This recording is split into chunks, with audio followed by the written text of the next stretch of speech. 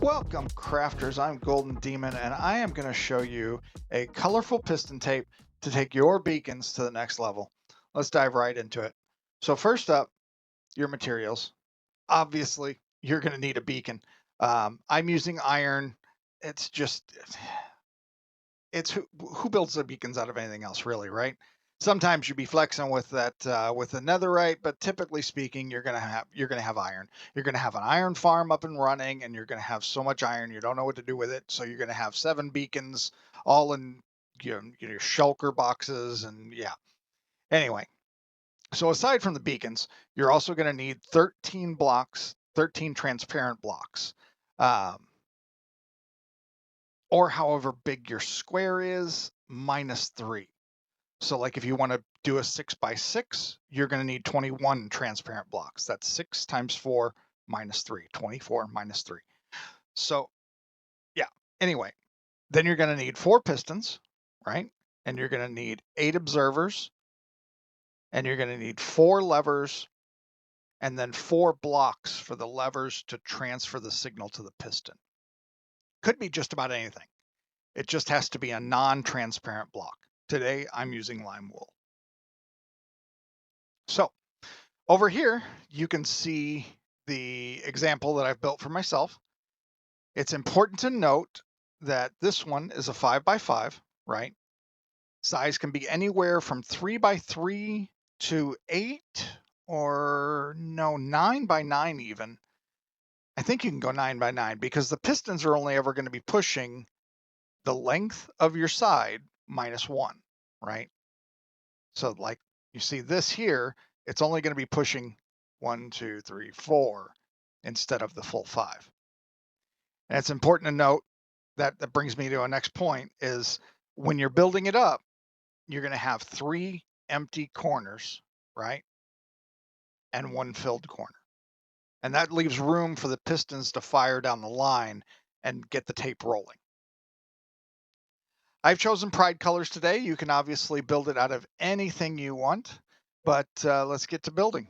So first up, you're just going to plop whatever brick you want or whatever transparent block you want down right on top of the beacon. This can also be, if I'm not mistaken, yeah, you don't have to go right on top of the beacon. So your beacon can be low down in the world, and then this could be closer to the top where your base is or something. It doesn't have to be right on top of the beacon. It can be anywhere. However, it is a little noisy, so you might want it deeper in the world. Your choice either way. So anyway, this tape flows counterclockwise. The way I have it set up, you can flip everything around and it'll flow clockwise. It's just the way I have it set up is counterclockwise. So we're going to start filling in here. This corner is going to be empty. So we're going to go with that. And then boop, boop, and boop. This corner is filled. Wrap back around. 4, and then this is 5. Oh, so we do that, and then this, and then of course my math didn't math very well, so I have 1 just regular piece of glass. So there's that. You have your 1 filled corner and 3 unfilled. It doesn't have to be this way. It just needs to be 1 filled on any of the corners. It doesn't matter where. So then we're going to move on to the observers and the pistons. You're going to want to put the observers down first and then the pistons. If you put the pistons first and then the observers in, you're inevitably going to have one that you put in and it's going to fire immediately, and then your piston tape's going to get all out of whack and you're going to cuss and scream, and yeah. It's going to be much better if you just do the observers first. So the observers, right, are going to point 1 into the piston. So this piston is going to be right here, right, facing that way. This observer is going to point right into it. So we're going to go like that. And then this one's going to look at the red piece of glass. So what happens as the tape starts moving around, the glass in front will move. This observer will pick that up. This observer is watching this observer and will see it pick up the signal and fire a single signal to the piston here, making that tape move. And then the next one does the same thing, and the next one, and the next one. That's how the tape keeps going. So we've got one observer set in place. Here's the next one. And another one. And the last one. Oop. And then from there, we can put in the pistons.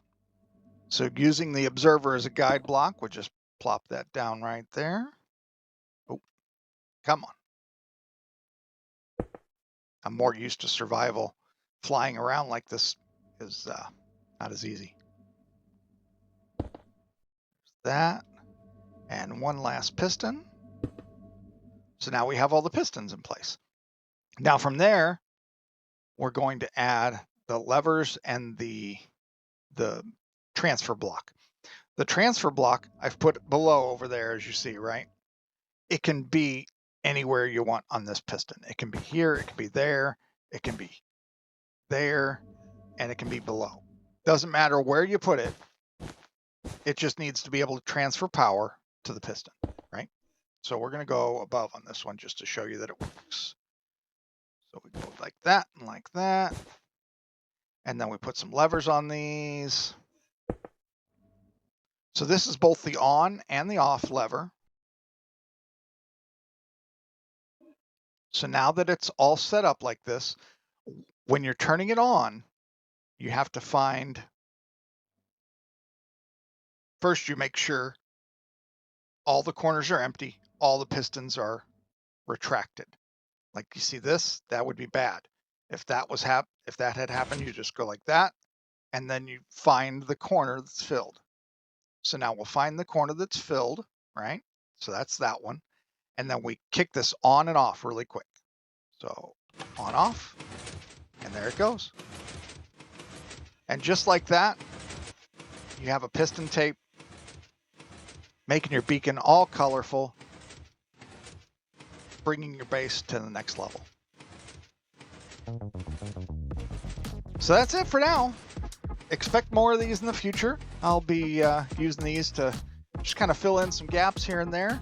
I also have a hardcore series running right now. I'm on episode 23 or 25, somewhere in there.